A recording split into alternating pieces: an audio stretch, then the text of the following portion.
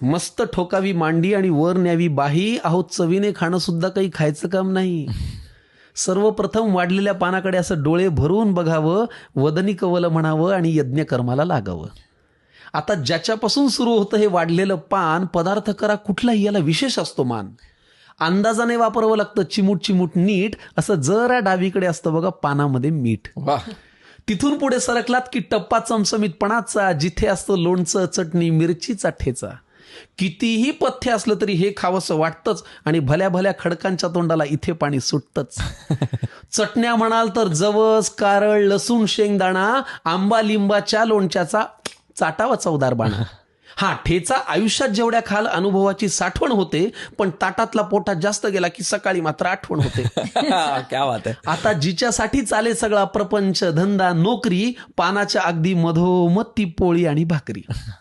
गोल गोल गरम गरम अशी आईनेच पानात वाढावी, पापुद्रा काढून आतली खमंग वाफ आपण काढावी.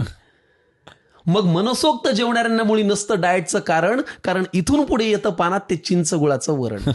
मग बाजूला कोण आहे याची चिंता आपण का करावी, अशी वरणात पोळीत कुस करावी आणि फुरकी मारावी. किती छान. याशिवाय हे बिचारं पोट काय दुसरं मागतं. हा पण चांगली भाजी करायला मात्र कौशल्यपणाला लागतं. चिरलेली, निवडलेली, वाफवलेली किंवा भरलेली. काहींच्या घरी तीही पण असते हो, कालची थोडी उरलेली.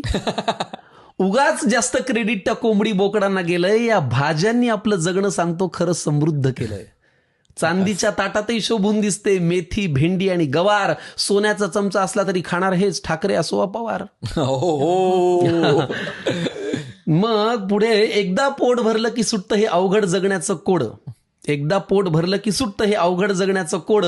पण मन भरायला लागतं ना मंडळी या देहाला गोड.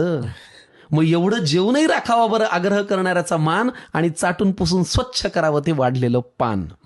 मग ढेकर देऊन पलंगावरती देह टेकवावा थोडा, इतक्यात कुणीतरी आणून द्यावा लवंग खोचलेला विडा. हेच ते वैभव आहे ज्यासाठी सगळे कष्ट करतो, पण समोर आल्यावर मात्र न जेवता फक्त पोट भरतो. त्यामुळे हे रक्त पिणारं यंत्र तुमचं जरा बाजूला ठेवत जा आणि पानावर जेव्हा बसाल ना मंडळी तेव्हा मन लावून जेवत जा. मग 5 वर पंखा करून झोपण्याचं सुख असं सांगून थोडंच कळावं. आणि असंच वाढलेलं पान देवा रोज सगळ्यांना मिळावं. असंच वाढलेलं पान देवा रोज सगळ्यांना मिळावं.